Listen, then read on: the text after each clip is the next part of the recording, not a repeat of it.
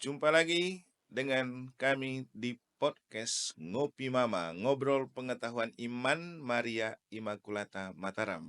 Para pemirsa terkasih, kali ini kita didatangi oleh tamu spesial dari Puspas Keuskupan Denpasar, langsung Direktur Puspas Romo Herman Yosef Bebi. Selamat malam Romo. Selamat malam, Selamat Rahman. berjumpa kembali dan senang bisa bertemu di podcast Ngopi Mama.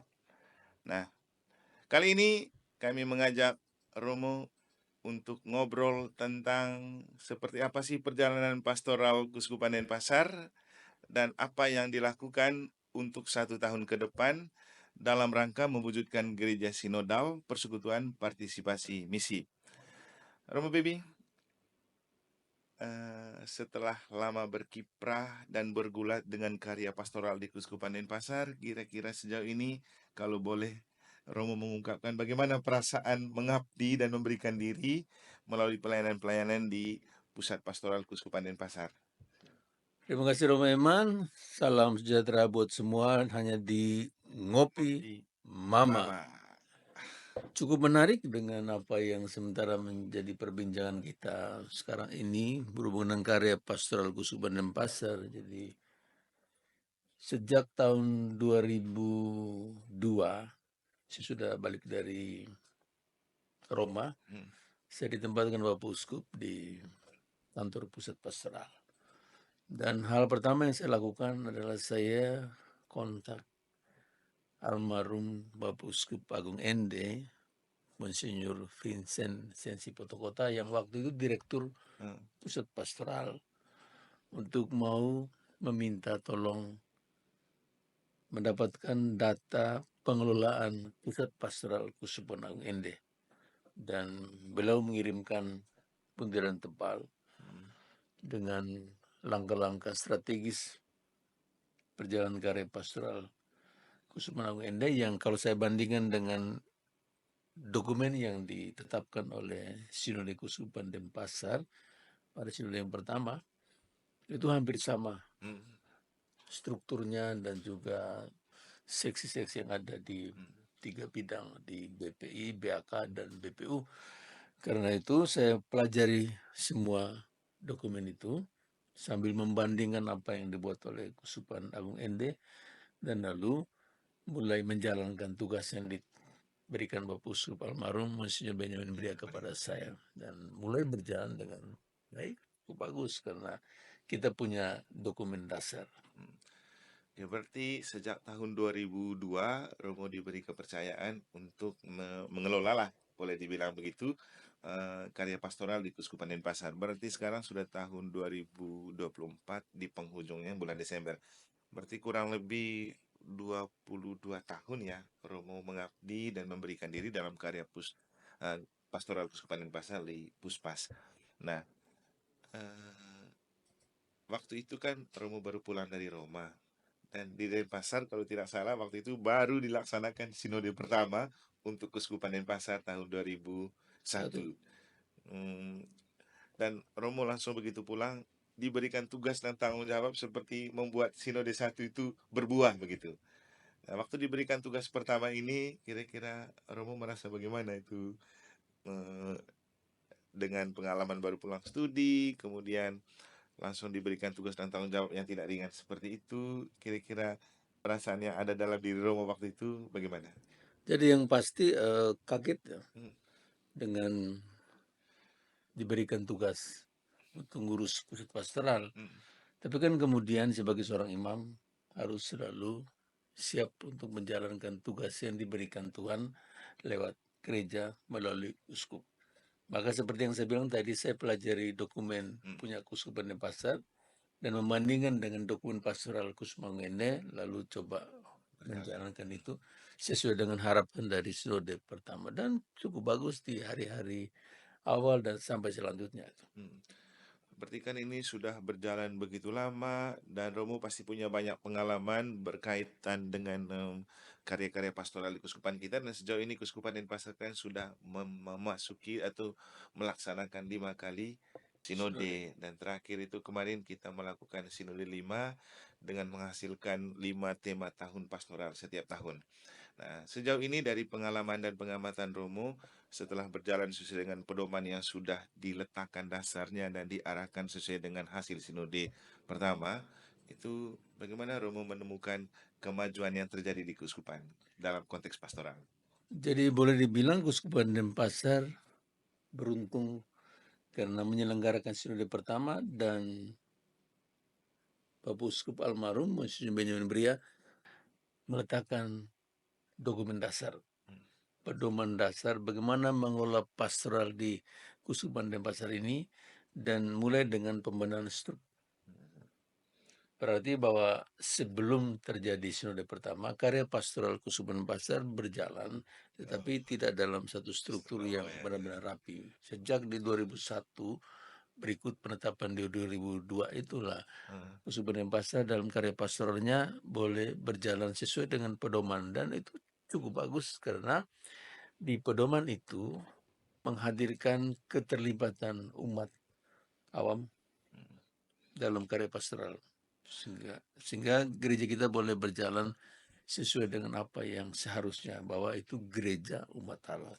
Oke Romo, seperti kita beruntung ya, zaman-zaman itu diberikan seorang uskup dalam diri almarhum Monsinyur Benyamin Bria untuk meletakkan dasar-dasar dan pedoman yang terarah dan teratur gitu untuk karya pastoral kita. Dan katanya beliau itu juga memang pakar hukum gereja begitu. Apakah karena itu juga beliau menata sebuah karya pastoral yang terstruktur dan sistematis gitu? Jadi yang pasti selain Bapak Uskup almarhum itu seorang ahli hukum gereja, Hmm. tapi juga dengan segudang pengalaman karya pastoral di Keuskupan Atambua.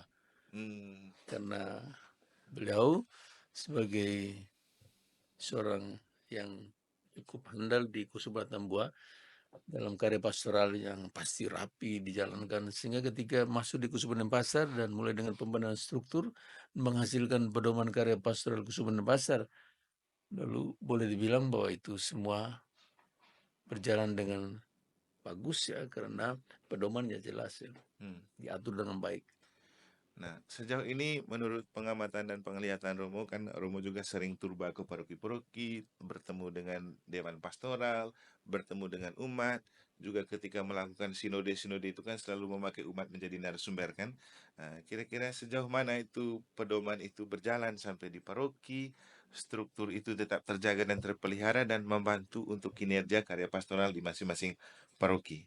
Ya, jadi kalau saya perhatikan apa yang dilakukan oleh Dekanat, oleh paroki selama ini berangkat dari pedoman pastoral keuskupan yang ditetapkan pada sinode yang pertama cukup bagus perjalanannya dari satu paroki ke paroki yang lainnya. Walaupun ada banyak hal yang belum maksimal itu biasa karena manusia yang menjalankan karya pastoral sudah pedoman, tetapi pada umumnya semua berjalan dengan Berjalan baik baik. dan bagusnya adalah pedoman itu ketika secara struktur karya pastoral dijalankan oleh banyak orang sehingga umat benar-benar ambil bagian dalam karya pastoral keuskupan Hmm. karena sudah diatur sesuai dengan pedoman. Oke Romo, kan ini keuskupan kita kan mencakup 3 pulau, Bali, Lombok, Sumbawa, yang memang masing-masing punya karakter berbeda, punya budaya berbeda, punya cara hidup berbeda. Nah, sejauh mana sistem dan struktur ini tetap terlihat berjalan baik, terpelihara dengan baik, dan tidak terbentur dengan mungkin budaya-budaya atau kebiasaan-kebiasaan setempat yang menjadi konteks karya pastoral gereja kita. Jadi apa yang dilakukan oleh paroki-paroki Hmm. dan juga stasi dalam karya pastoral keuskupan Denpasar itu juga berangkat dari evaluasi yang diselenggarakan setiap tahun dan kita di keuskupan Denpasar ini cukup unik. Hmm.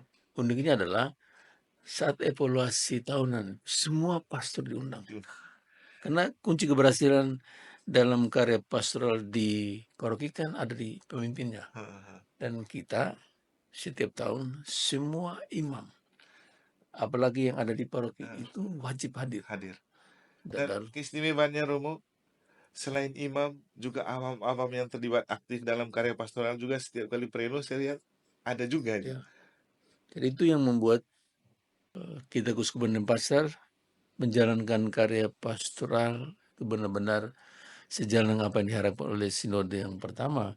Dan lalu sang pemimpinnya itu di setiap tempat, setiap paroki dan stasi boleh dibilang aktif dan menggerakkan umatnya untuk menjalankan karya pastoral. Jadi memang sekali lagi kita sangat beruntung dengan disiapkan pedoman karya pastoral keuskupan sejak sinode yang pertama, baik itu secara struktur maupun juga pengembangannya dalam setiap kali sinode sampai dengan sinode yang kelima ini. Oke, dari 5 sinode yang sudah dibuat, kira-kira menurut Romo yang paling berkesan dan memang dirasakan memang sangat-sangat kontekstual dan update untuk karya pastoral gereja itu kira-kira yang mana? Jadi kan setiap kali sinode kan dengan pendasaran yang berbeda, Hmm, tapi selalu menyenangkan umat. hmm, Karena di 3 sinode yang terakhir ah, itu selalu umat jadi narasumber utama. ah, Kalau sebelumnya kan kita undang ahli, dia yang menggali data, dia yang mempresentasikan, tapi sesudah itu benar-benar umat jadi narasumber utama. Yang lalu kita mengenal ada istilah prasinode hmm, paroki. hmm, Di paroki itu mulai dengan penggalian data dari tingkat KBG, terus ke lingkungan, ah, lalu terus ke paroki. ah, Kemudian nanti ada prasinode dekanat, ah. berakhir di sinode Sudah keuskupan. keuskupan. Jadi betul-betul semua umat ambil bagian. Itu yang saya boleh bilang sangat berkesan Hmm. dengan pola atau modelnya penyelenggaraan sinode yang benar-benar menghimpun data dari umat. Dan memang saya merasakan itu 2 sinode terakhir itu, ya dari sinode 4 dan 5 ya.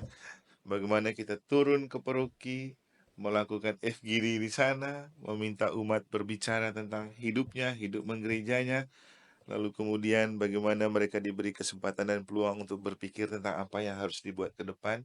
Jadi kalau kita memakai istilah sekarang, istilah gereja sinodal yang berjalan bersama melalui persekutuan, partisipasi, misi itu sebenarnya sudah berjalan di keuskupan kita dari 2 sinode yang sudah berjalan ya.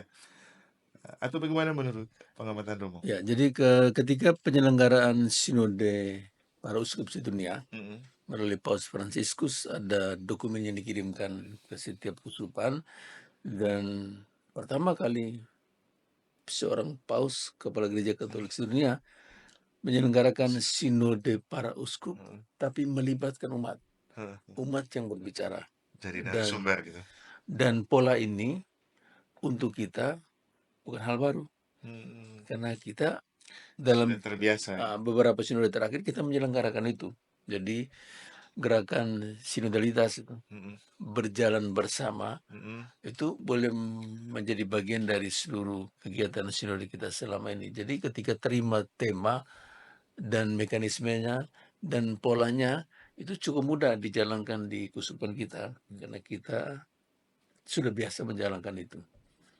Itu yang terjadi untuk tingkat keuskupan pasar berhadapan dengan sinode para uskup sedunia sekaligus juga menjadi bagian dari persiapan kita menyelenggarakan sinode yang kelima terakhir. oh. Oke, berarti kan umat kita itu sudah terbiasa dan dibiasakan untuk berjalan bersama. Sehingga begitu muncul istilah yang lebih tren dalam gereja universal sekarang, gereja sinodal, sebenarnya kita sudah memulai. Dan menariknya, apa yang sudah kita mulai tetap kita jaga dan kita pelihara, dan saya rasa itu terpercik dan terbersit dalam hasil sinode 5. Di mana di situ kita lebih fokus lagi untuk melihat di bagian mana kita perlu menjaga sinodalitas, di bagian mana kita perlu menjaga persekutuan, dan bagaimana kita membuat umat berpartisipasi dalam misi bersama kita. Dan dari Sinode 5 yang sudah terjadi, kita akan menghasilkan 5 tema tahun pastoral. Dan menariknya bahwa sebelum kita melakukan karya pastoral yang lebih banyak, dalam konteks karya pastoral gereja, kita memulai dengan memformat dan memformat pemimpin. Dan di tahun 2024, kita akan mengambil tema bangkit dan bergerak bersama mewujudkan gereja sinodal melalui kepemimpinan Partisipatif partisipatif dan dan transformatif. transformatif. Nah, saya mau tanya Romo, sekarang kan baru selesai evaluasi untuk tahun 2024. Kira-kira menurut pengamatan dan juga hasil evaluasi yang sudah dibuat, perjalanan pastoral melalui para pemimpin yang sudah terjadi itu kira-kira seperti apa, Romo? Jadi boleh dibilang karya pastoral yang berjalan dari waktu ke waktu termasuk juga di menjelang sinode yang kelima. Hmm, Seperti yang saya bilang tadi, para pemimpinnya, para imamnya, dia menjalankan fungsi dengan cukup bagus. Sehingga selalu mengajak umat berjalan bersama Apakah ini dalam banyak juga hal. ada kaitan dengan kebiasaan setiap kali pleno para pastor semua diundang, para agen pastoral semua diundang? Apakah itu juga ada pengaruh untuk Jadi kepemimpinan? ini juga yang menurut saya cukup unik Kuskupan Denpasar. Karena kalau saya perhatikan di dokumennya Kuskupan Agung Ende dan kuskupan-kuskupan lain, ketika rapat pastoral itu selalu ada perwakilan, hanya perwakilan. Oh, Bahkan tidak semua imam ikut. Tapi kita di Kuskupan Denpasar setiap semua. tahun penyelenggaraan rapat pleno tahunan itu semua pastor paroki, bahkan pastor rekan dan pastor yang ada di biara-biara itu wajib hadir. Nah, kita kan dari segi konteks dan teritori kan jauh-jauh ini Romo. Ada di Pulau Bali, ada Pulau Lombok, ada di Pulau Sumbawa. Eh, Kira-kira sebenarnya apa yang mau diharapkan dari yang Romo bangun untuk melibatkan semua pastor dan agen pastoral itu terlibat dalam rapat-rapat pleno seperti itu? Karena kan karya pastoral baik itu evaluasi maupun juga Penyusunan program. perencanaan itu tidak boleh tebak-tebakan Oh, atau dugaan. teka-teki. Harus benar-benar dengar langsung Oh, dari yang menjalankan itu di setiap wilayah. Jadi bukan soal jaraknya yang jauh, tapi kepentingan kita adalah kita mau dengar langsung apa yang dialami sekaligus apa yang diharapkan untuk periode di tahun berikutnya. Sehingga seperti yang saya bilang tadi, seluruh imam yang ada di tingkat paroki dan stasi ketika dia hadir, betul-betul dia hadir dengan membawa banyak hal yang menjadi evaluasi di tengah umat, sekaligus banyak harapan dari umat untuk dibicarakan dan untuk dijadikan karya pastoral di tahun berikutnya.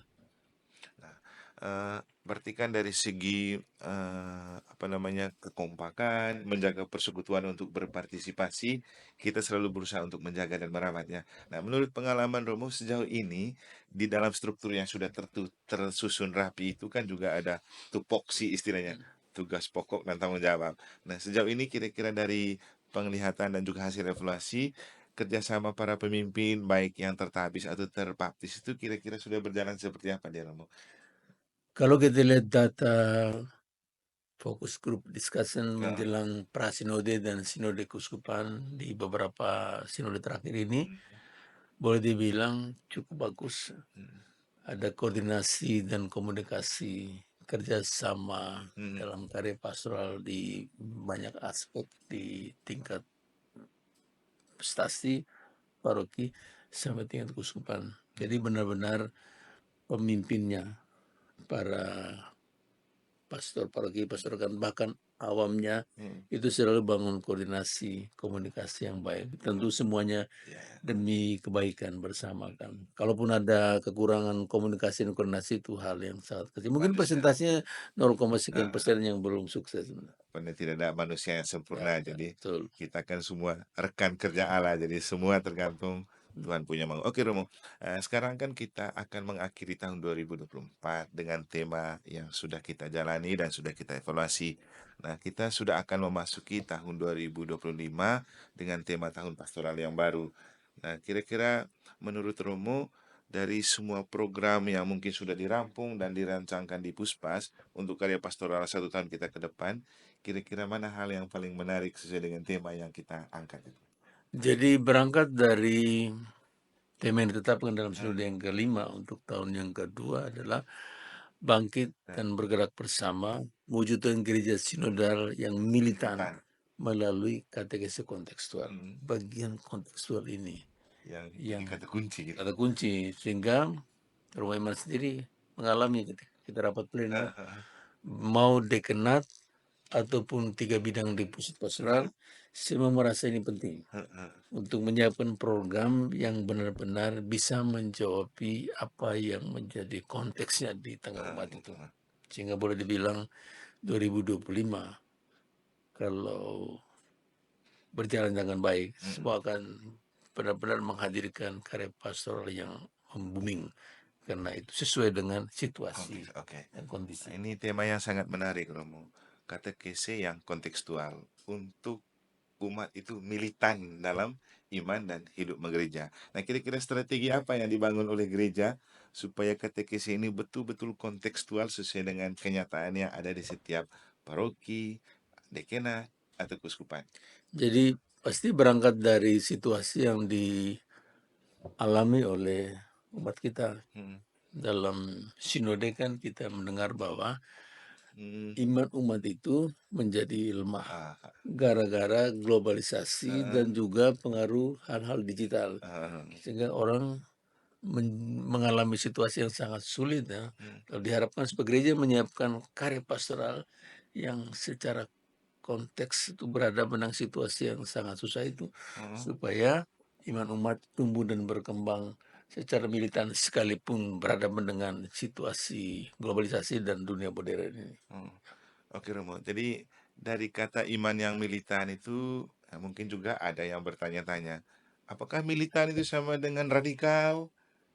Kira-kira militan yang dimaksudkan oleh karya pastoral kita di sini itu kira-kira yang bagaimana? Jadi kan tentu sesuai dengan apa yang menjadi harapan umat. Hmm. Seperti bilang tadi, ada banyak hal yang membuat iman umat itu menjadi lemah, Hmm. bahkan kerdil, Hmm. bahkan mati Hmm. karena situasi digital dan Hmm. teknologi ini. Hmm. Hmm. Diharapkan bahwa program pastoral berusaha untuk menghadirkan karya pendidikan iman yang kalau militan berarti sekalipun dia berhadapan dengan Hmm. tantangan dan kesulitan, dia tetap Tangguh, hidup kuat. tangguh, Oh. kuat. Karena apa yang dikerjakan, apa yang disiapkan, menjawab apa yang menjadi kesulitan dan harapan umat sekarang. Berarti gereja lokal Keuskupan Denpasar juga sedang menjawab, boleh dikatakan krisis yang sedang dialami oleh masyarakat zaman sekarang ya Romo, karena ada istilah sekarang itu generasi stroberi yang kelihatan sedap dipandang tapi mudah rapuh juga dalam hal iman. Dan kayaknya gereja Keuskupan Denpasar menangkap hal itu. Dan memang ini benar sih karena ini kan tema yang lahir dari sinode yang juga umat adalah narasumbernya. Oke, berarti memang karya pastoral gereja lokal Keuskupan Denpasar ini sangat strategis, relevan, dan aktual. Dan kali ini kan kami panggil Romo di podcast Ngopi Mama, juga bagian dari cara kita untuk berkatekesi kontekstual untuk anak-anak zaman kita yang memang menurut hasil pengamatan Komisi Komsos kemarin itu bahwa banyak generasi muda kita yang ternyata bermain dan menikmati medsos. Nah, menurut Romo, eh, eh, apakah itu juga menjadi sebuah perhatian gereja sampai di tingkat paroki untuk kita betul-betul membaca dan merebut konteks ini dalam konteks katekesi untuk umat kita itu punya iman yang militan?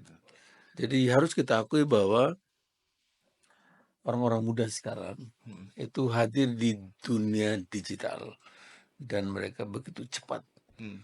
untuk menguasai dunia digital ini. Hmm. Anak TK misalnya dia sudah tahu bagaimana mengoperasikan tablet atau gadget atau Hmm. handphone dan dia tahu bagaimana mendapatkan aplikasi game Hmm. sekalipun dia tidak peduli perjuangan orang tua untuk menghadirkan paket data. Yang penting dia tahu kemana dia akan dapatkan dan itu harus dimanfaatkan oleh Gereja. gereja dalam menyiapkan program pastoral Hmm. supaya benar-benar generasi muda yang adalah generasi masa depan Hmm. itu jangan sampai hilang Hmm. dalam kehidupan iman ketika tidak didampingi, Hmm. ketika tidak dimanfaatkan dunia mereka, dunia digital ini Hmm. dalam berbagai macam karya pastoral. Hmm. Sehingga pastoral yang kita kembangkan itu harus betul-betul menjadikan orang muda misalnya semakin kuat dalam imannya.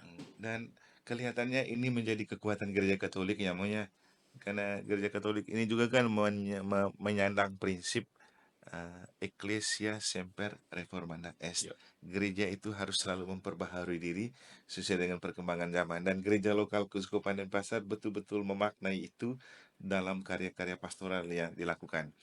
Uh, Tentu kami dari podcast Ngopi Mama sangat bersyukur dan berterima kasih karena Romo Baby selaku Direktur Puspas juga sekarang dipercayakan sebagai tangan kanan Bapak Uskup sebagai Vikjen Keuskupan Denpasar. Di sela-sela kesibukan dengan cuaca yang tidak menentu seperti ini masih punya waktu dan sempat juga untuk melayani kami dan tentu paling penting melayani umat yang memang banyak bermain di dunia medsos. Maka kami berharap semoga podcast Ngopi Mama ini dengan beberapa hal yang sudah disampaikan berguna untuk terus membangkitkan kesadaran pastoral dari segenap umat di keuskupan kita, supaya keuskupan Denpasar itu tetap terus menyala sambil tetap percaya kepada Deus Incrementum Dedit, Allah yang memberikan pertumbuhan. Terima kasih untuk Romo Bibi. Kami sangat bersyukur dan beruntung, dan semoga apa yang sudah disampaikan berguna untuk umat Gereja Lokal Keuskupan Denpasar tetap bangkit dan bergerak bersama mewujudkan gereja sinodal melalui tema pastoral tahun 2025, gereja yang militan lewat melalui katekese katekese kontekstual. kontekstual. Sehat, sukses, dan bahagia selalu. Tuhan memberkati.